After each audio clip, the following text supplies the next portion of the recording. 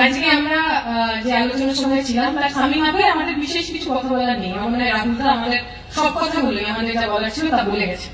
শুধু একটা কথাই, আমরা অনেকবার এই কথাটা শুনলাম, বললাম, ইন্ডাস্ট্রিয়ালাইজেশন, সেখানে পশ্চিমবঙ্গের পিছিয়ে পড়া ইত্যাদি। আমার মনে হয় সেই প্রেক্ষাপটেই বুদ্ধদেব ভট্টাচার্যের নাম আজকে সঞ্চালক দিলেন। সেই বুদ্ধদেব ভট্টাচার্য বলেছিলেন, যখন আমরা সিঙ্গুর, নন্দীগ্রাম নতুন করে শিল্পায়নের কথা ভাবছি, নতুন করে শিল্পায়ন করতে হবে এই দাবি জানাচ্ছি, শালবনীতে শিল্প কারখানা তৈরি করার চেষ্টা করছি। অলরেডি হলদিয়া, বক্রেশ্বর তাপবিদ্যুৎ কেন্দ্র পশ্চিমবঙ্গের মানুষ তার রক্তের বিনিময়ে তৈরি করেছেন। সেই প্রেক্ষাপটে দাঁড়িয়ে আমরা যখন নতুন শিল্পায়নের কথা বলছিলাম, তার কারণ বুদ্ধদেব ভট্টাচার্য এই 2025 সালটা দেখতে পেয়েছিলেন।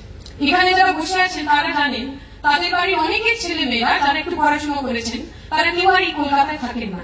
চাকরির কারণে কেউ ব্যাঙ্গালোর, কেউ মুম্বাই, কেউ হায়দ্রাবাদ, কেউ দিল্লি যেতে বাধ্য হয়েছে। ওই 11 সালে যদি সিঙ্গুর, নন্দীগ্রামের ওই পুরো শিল্পায়নের যোগ্যকে বন্ধ না করে দেওয়া হতো, তাহলে হয়তো অনেককে আমাদের মতো পশ্চিমবঙ্গ ছাড়তে হতো না। পশ্চিমবঙ্গের গ্রামাঞ্চলে, একদম গ্রামীণ অঞ্চলে, সেখানে মাইগ্রেশনের হার, রুরাল মাইগ্রেশনের হার পশ্চিমবঙ্গে অনেক আমরা এগিয়ে গেছি। 2011 সালে প্রথমবার from a migrant receiving state, মানে যেখানে আগে অন্যান্য রাজ্য থেকে মাইগ্রেটরা আসতো, পরিযায়ী শ্রমিকরা আসতো, তার বদলে মাইগ্রেন্ট সেন্ডিং স্টেট হয়েছে আমরা। আমার দেশে পরিযায়ী শ্রমিকরা আসে না, তার চেয়ে অনেক বেশি লোককে আমরা বাইরে পাঠাতে বাধ্য হই। যদি সত্যিকারের যে ইতিবাচক কথা রাহুলদা বলেছেন তার কথা বলার সময়, যে সমস্ত কিছু ভুলে গিয়ে আমাদের সবার একসাথে ডেভেলপমেন্ট, উন্নয়নের কথা ভাবতে হতো, যদি সত্যি সেই ইতিবাচক মনোভাব সেই সময় তৃণমূলের নেত্রী, বর্তমানে পশ্চিমবঙ্গের মুখ্যমন্ত্রী দেখাতেন, তাহলে হয়তো এই হাজার হাজার ছেলে মেয়েকে, আমার বয়সী ছেলে মেয়েকে পরিযায়ী শ্রমিক হতে হতো না। যে কথা বলে শেষ করার, তাহলে উন্নয়নই পরম ধর্ম, আর পশ্চিমবঙ্গে ধর্মের ব্যবসার উন্নয়নই পরম উন্নয়ন। মুসলিম পাড়ায় গিয়ে আরএসএস এর ভয় দেখান, হিন্দু পাড়ায় গিয়ে কাঠমোল্লার ভয়। খালি ট্রেনের ভিতর জ্বলে পচে মরে যাওয়া বাংলার পরিযায়ী শ্রমিককে জানতে চাইছেন না কেউ। রুরাল এমপ্লয়মেন্ট কলোনিতে 11 সালের পর থেকে প্রথমবার মাইগ্রেন্ট রিসিভিং স্টেট থেকে মাইগ্রেন্ট সেন্ডিং স্টেট হয়েছি আমরা। অথচ ব্যালট খাওয়া, ব্যালট চুরি করা, ব্যালট নিয়ে জলে ঝাঁপিয়ে পড়া, এমন নানা রকম শিল্পের দৌলতে ঘাস আগাছায় ছেয়ে গেছে বাংলার উপর মাটি। আর ঘাস থাকলে ভুল তো আসবে, শাবক রাখাল বাদ যাবে না কেউ।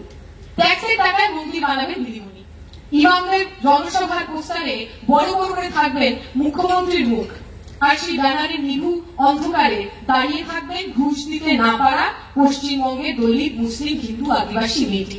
উন্নয়নের নামে ধর্ম হবে, চাকরি হবে না।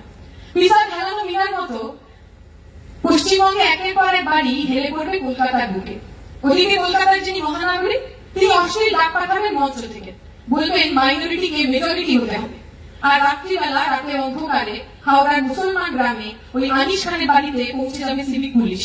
দুর্নীতির উন্নয়নের বিরুদ্ধে কথা বলায় সোজা ভগবানের কাছে পাঠিয়ে দেওয়া হবে তাকে। বুড়ো সালেম খান প্রাণের হুমকি পাবেন, ঘর ভাঙচুর পাবেন, হামলা পাবেন, খালি ছেলে ইনসাফটুকু পাবেন না। কারণ পশ্চিমবঙ্গে দুর্নীতির, দুষ্কৃতির উন্নয়ন হয়, ন্যায় ধর্ম পালন হয় না। মহাকুম্ভে বাধ্য হয়ে যাবেন ধনকুবেরা, যারা কোভিডের সময় পরিযায়ীদের খালি পায়ে হাঁটিয়েছেন, গলায় পা তুলে আদায় করেছেন মোটা টাকার বিল। তাদের জন্য লোক লস্কর তামঝাম নির্বিঘ্নে ডুব দেবেন তারা। ক্যান্ডির ছবি গরম গরম সকলের খবরের কাগজে আমাদের কাছে পৌঁছে যাবে। আর তার ঠিক কয়েক কিলোমিটার দূরে গরিব হিন্দু মানুষের লাশ কুড়বো আমরা। যে হিন্দু মানুষ, যে গরিব মানুষের পাপ ধোয়ার মতো ছিল না কিছু, গঙ্গা স্নানে এসেছিল অভিযোগ জানাতে, পেট ভরা খিদে ছিল, চোখ ভরা আশা ছিল, আর ভগবানের কাছে তার যন্ত্রণা, অভিমান, দুঃখ জানানোর কথা ছিল। আমরা এমন একটা দেশ, এমন একটা রাজ্যে বসবাস করি যেখানে বড়লোকদের জন্য 5 স্টার রিসোর্ট হয়, যেখানে বড়লোকদের জন্য চা বাগানের মধ্যে নতুন নতুন হোমস্টে তৈরি হয়, আর সেই চা বাগানের ছেলেটা মেয়েটা স্কুলে যেতে পারলো কি পারলো না তাই নিয়ে কোন ধর্মের কল বাতাসে নয় না। আসলে পশ্চিমবঙ্গের বুকে অধর্মটাই বড় উন্নয়ন, অধর্মেই আমরা উন্নয়ন করে চলেছি। Thank you.